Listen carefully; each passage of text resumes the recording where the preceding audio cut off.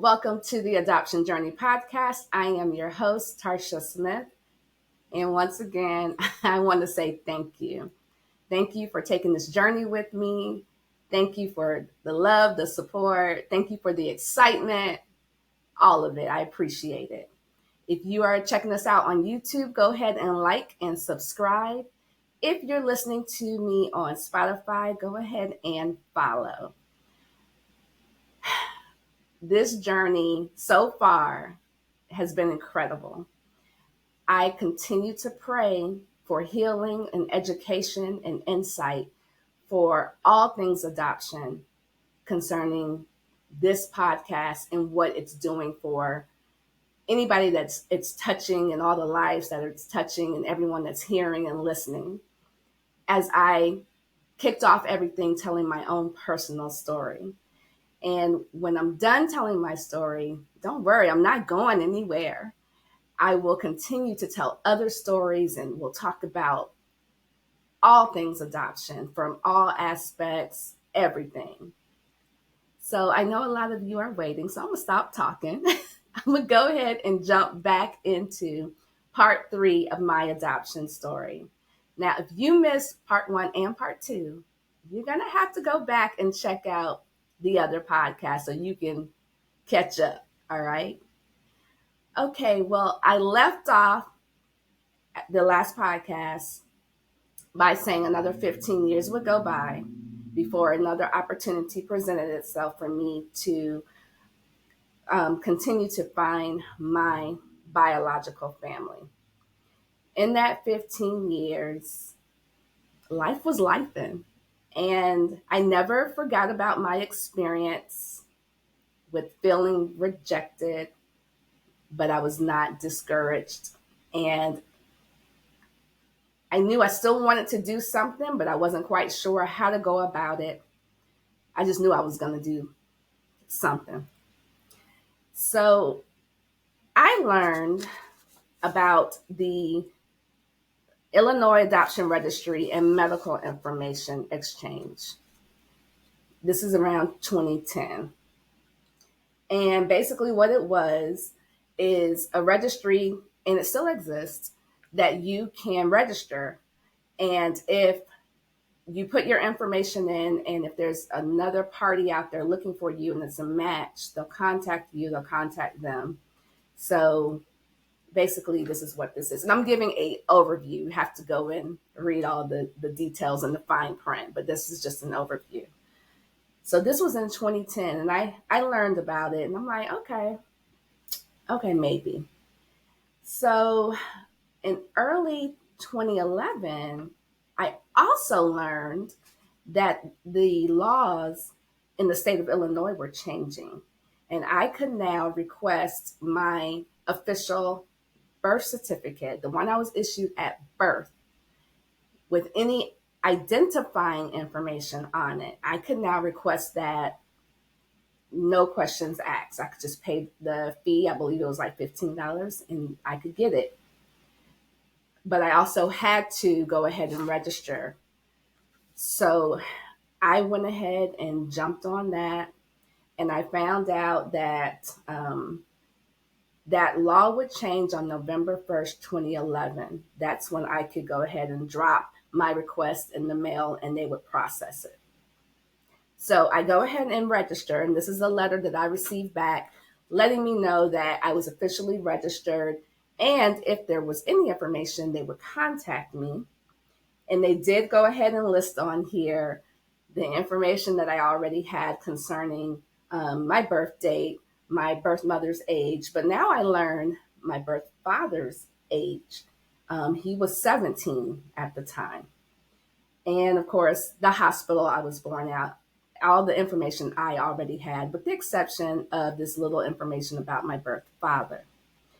So November 1st rolls around, and I go ahead and drop that letter that day. I had everything completed, notified, notarized, everything that I needed done, stamped, dropped in the mail.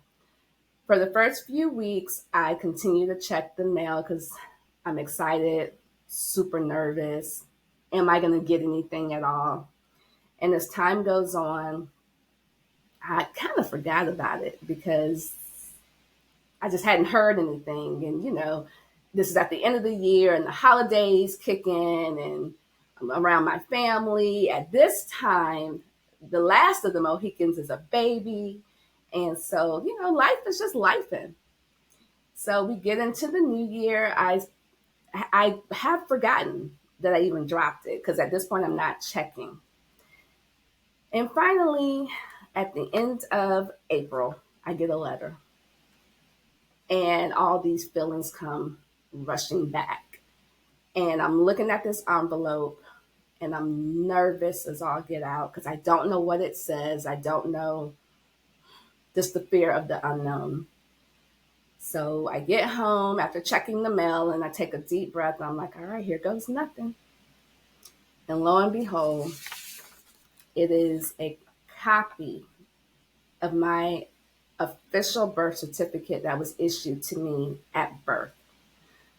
Now, let me clarify something. I have a birth certificate that was issued to me once my parents adopted to me, but that birth certificate has my parents' information. And just for clarification, my adopted parents' information. This birth certificate had my birth mother's name. She did not name me, at least it's not listed on here. I would say officially. The only thing that's listed on here is my last name, my birth last name, my birthday, time, hospital, all of that. And now I have my birth mother's name. And my birth last name is not a common last name. And her first name is not a common name for a female. So I go to work and I begin to search the internet for her name.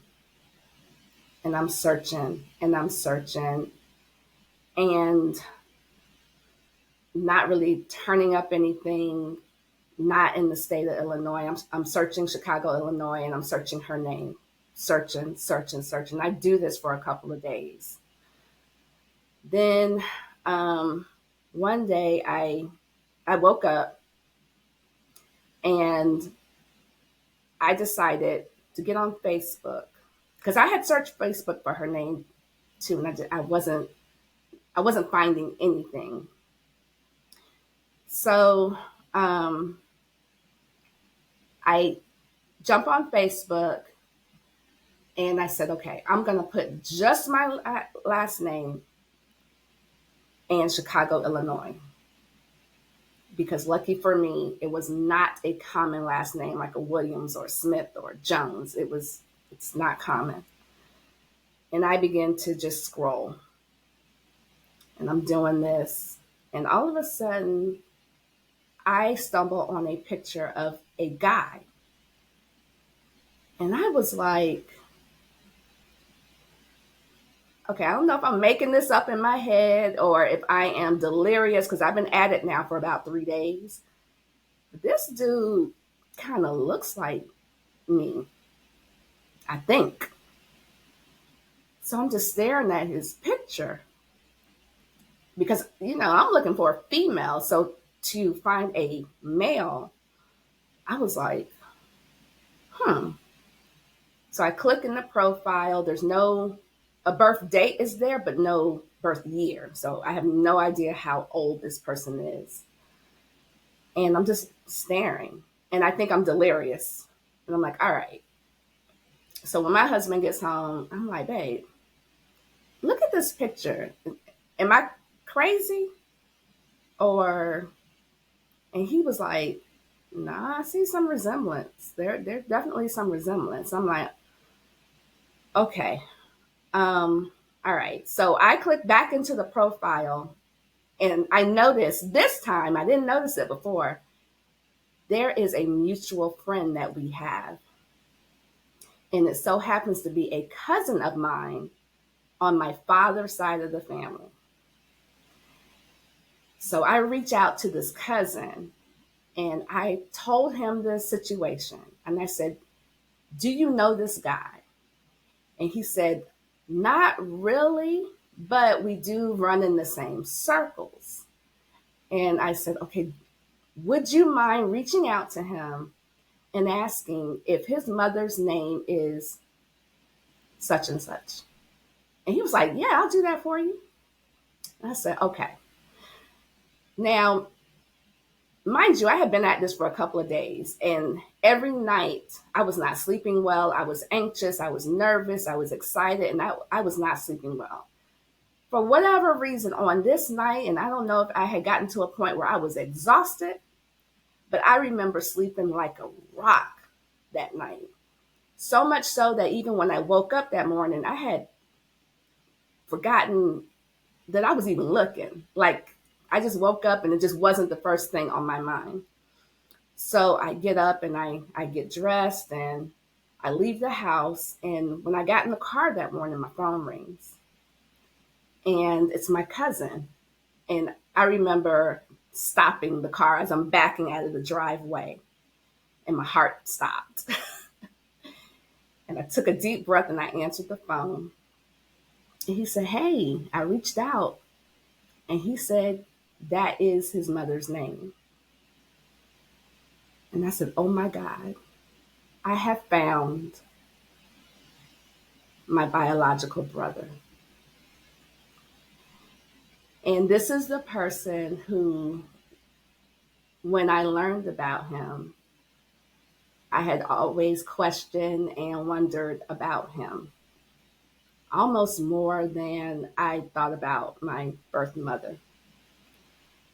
I wanted to know if he was dead or alive because um, I, I knew about the gang culture in Chicago. So I didn't know if he got caught up in that life. Was he in jail? Was he okay? How was his life? And um, I just went back to the picture and I started staring because of all the years I had imagined and visualized. I'm now staring at a person from my biological family, and I'm in disbelief, and I'm really scared at this point because I don't know. Um, I don't know what. I know I'm going to reach out, but I'm scared to death. So it takes me a few minutes to gather. Well, no, not a few minutes, a few hours to gather myself. And I just keep staring at his picture. And I'm like, oh my gosh, this is in my mind. And because what was worded in my paperwork, this is that 2-year-old little boy that was referenced in my paperwork.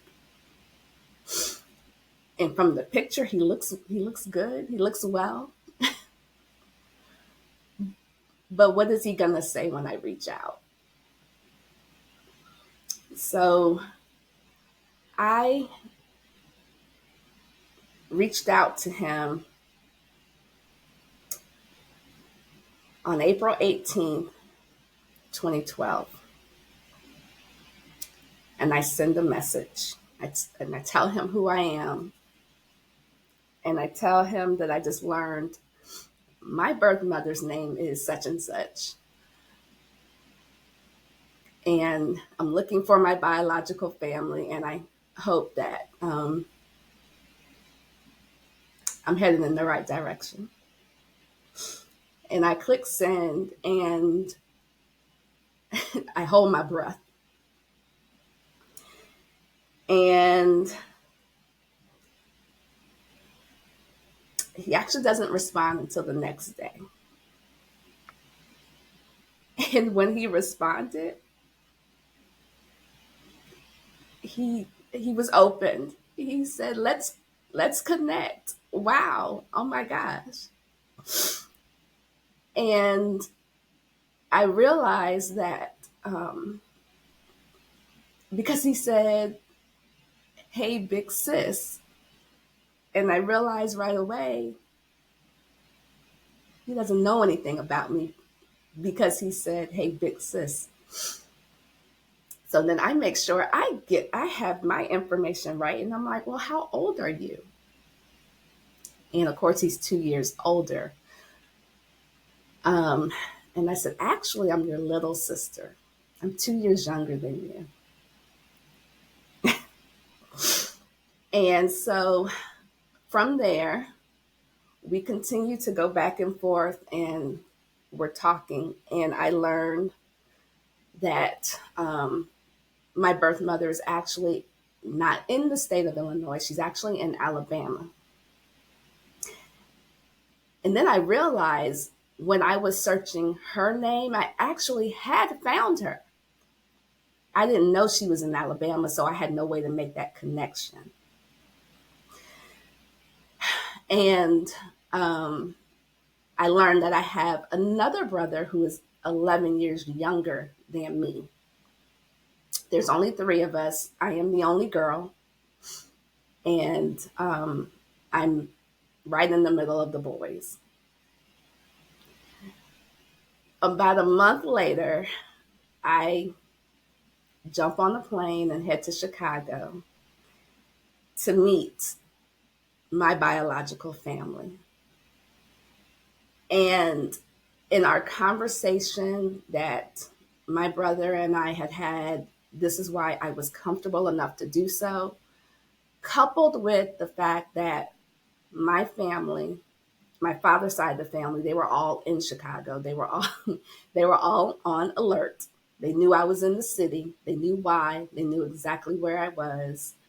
And so between knowing that if anything went to the left, all I had to do was make a phone call. They were coming to get me. But that wasn't my experience when I got there. Everything was fine. I met in person my brother, both of my brothers, my sister-in-law, my nephews, cousins, aunties, and I met my maternal grandmother. And on one of the days that I was there, everyone gathered at my grandmother's house. And I remember standing in the room, looking around, because for the first time ever, I was in a room full of people that looked like me. And it was like, not real. Like, this is not real. I can't even believe this is happening. And they were so accepting and so loving. And some of my cousins, my younger cousins, were confused because if you're not at least the same age as my birth mother or older, you didn't know I existed because this was never talked about again. One of my older cousins, and I just told her recently, she is the one that has told me about the family, my ancestors, the history, um, pictures. I even have pictures of my birth mother as a little girl. And yes, we do look alike. Yes, we do. And this particular cousin, she said to me, she was like, girl, you weren't supposed to ever pop back up, but we're so glad you did. And it was a surreal experience. So the next year, in 2013, as I'm fostering my relationship with my brothers who I absolutely adore, and just so in love with. And I'm speaking to them pretty regularly, and my cousins, and just learning the family, learning this part of me that I don't know. And I'm speaking to my birth mother, and when I spoke to her for the first time, that was also surreal. And she and I communicated off and on for about a year. And finally, in 2013, my husband and I take the trip to Alabama to go meet my birth mother. And oddly enough, this experience was different. When I went to Chicago to meet my brother or my brothers, while I was nervous, I was so excited, and I don't know what the difference was. When my husband and I jumped on the road to do this trip, I was super nervous because now I'm going to stand face to face at with my birth mother. And I didn't know what to expect. I had learned about the family history and what it was like for them at the time, and I know it was hard. And I'm understanding now more than ever why I was placed for adoption. Because God knew that I needed to be plucked out of that situation for the time being. And when it was time for me to come back, I was back. Because God knows all things. But when I went to Alabama and we got into the city, and I was about 35 minutes from her apartment. So we went and checked into the hotel and got freshened up and everything. So it was a couple of hours. And then it was time to head over. So we are headed down the highway to her house. And we're about halfway there. And I told my husband, I need you to pull over because I'm about to be sick. And he pulled over and I opened the door. And the nerves had gotten the best of me. And I'm like, okay, I got myself together. He was like, you all right? You ready to do this? And I'm like, yeah, I'm okay. And I get back in, the car, and we get there and we pulled up in that parking lot. And my stomach is just in knots, not butterflies, knots. And she comes downstairs and she greets us outside. And everything that I had ever imagined her to be or painted a picture in my head of what she may or may not look like, she was none of that. And my first impression when I saw her, I said, oh my God, life has been hard for her. And she was very timid in the same manner that I can be timid. We were both very timid in that moment. And I could tell it was very weird for both of us. I don't know if it was uncomfortable for her, but it was uncomfortable for me. I went inside and I met her boyfriend, and of course my husband is with me, so that was the balance. While she was very timid in the moment, as was I, her boyfriend talked a lot, and so that kind of just broke the ice and everything. And we, we talked, and because I could just see life on her face. I want to ask questions, but I don't want to like throw too much because I haven't asked a whole lot on the phone. I wanted to wait to see her face to face. So I didn't do it in that moment, but the next day, because we were there from like Friday to Sunday. The next day, I started kind of poking. And I could tell it was something that she really did not want to talk about. But she did tell me my birth father's name. And I believe in that moment, if I am remembering correctly, that is when I learned that me and my older brother, we had the same birth mother and same birth father. And I was like, oh. And she told me what little information she remembered about him. And on the flip side, for him, his name is super common. His last name is super common. So a search for him would be a lot harder than it was for her. So I kind of backed down because I could feel her defense mechanism rising up. So I backed down. I didn't continue to ask these questions. So we went and toured her city that she lives in. It's very beautiful there. And we went home. And our relationship has not been like my relationship has been with my brothers and the rest of the family. I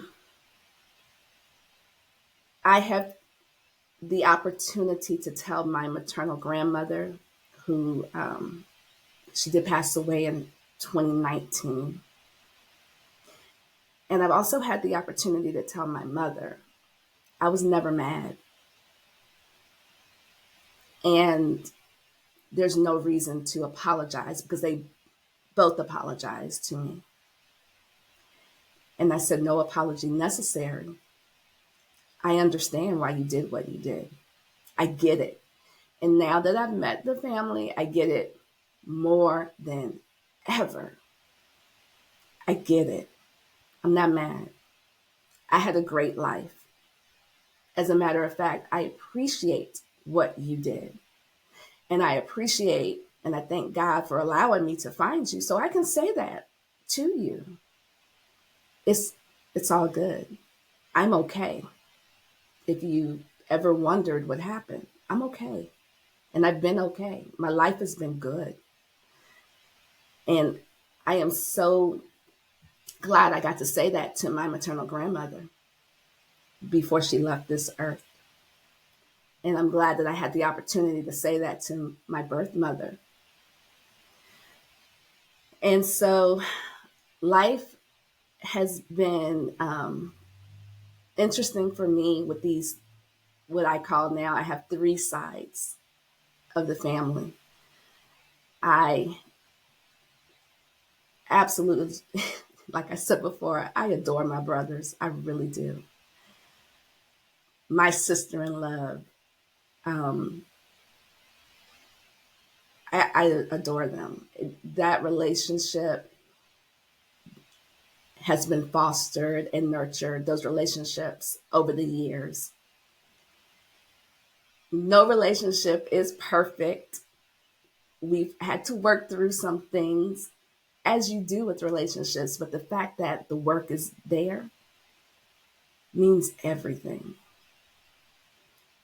It's been a little different with my birth mother, but that's okay too.